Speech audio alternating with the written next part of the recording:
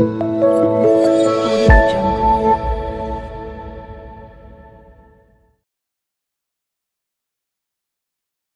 take an example.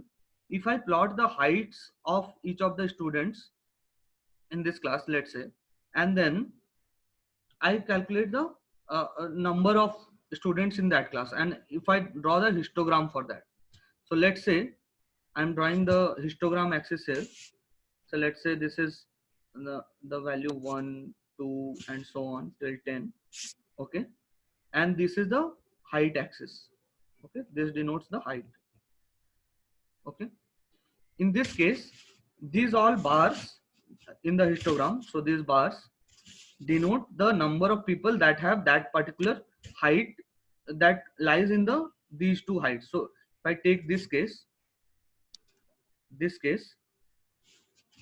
so this is the interval.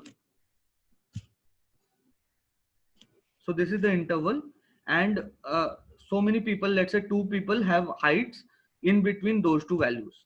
So in between these two values, I have two people who have that particular height. So in a similar way, I draw the histogram for this distribution of heights, right?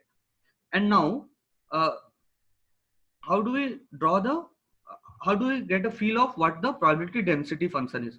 So what you need to do is that you join the tip of all these histograms, right? So you join it with a smooth curve. So this will give you a sense of what the probability density function is doing, right? So if I get this question, how dense are the values in the vicinity of X, right? So let's say I ask you, in the how many people, how dense are the values in the vicinity of 65 centimeter height? Okay, how dense are the values? I want to get a feel of the density in that particular height range, right? So in that case, you will consider the curve, and then you will do some operations to get me that value. So that particular curve is called the probability density function, right? So it's denoted by fx. So it also has some properties, like fx will always be greater than equal to 0, right? Again, similarly, in case of probability distributions, we had summation of probability, all probabilities is 1. In this case, because it's a curve, we will say that the area under the curve, right, the area under this curve is 1. So we mathematically we write it as summation of fx will be 1 for all possible, sorry,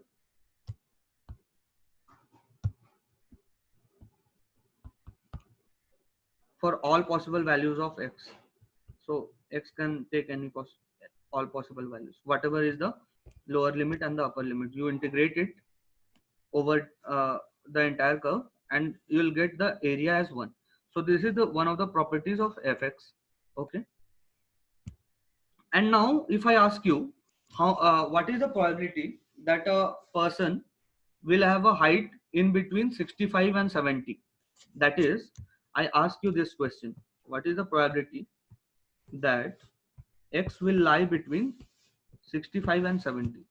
In this case, how will you calculate this probability? If you are given the density function, you can just simply do integration of fx dx from 65 to 70. Okay, so this fx will be known to you. You can plot it in this way, and then you can calculate this part to answer this question. So this is how the probability density function works. So we can also calculate the mean and the variance of probability density functions. So the definitions are similar to what we discussed in continuous.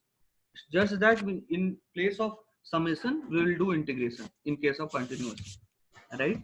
So it will be something like expected value of x will be nothing but integration of x into fx dx minus infinity to infinity. Okay, so this will give you your expected value of x. Similarly, expected. So if you make it expected value of x square, so in case of x square, you will do you will write x square here.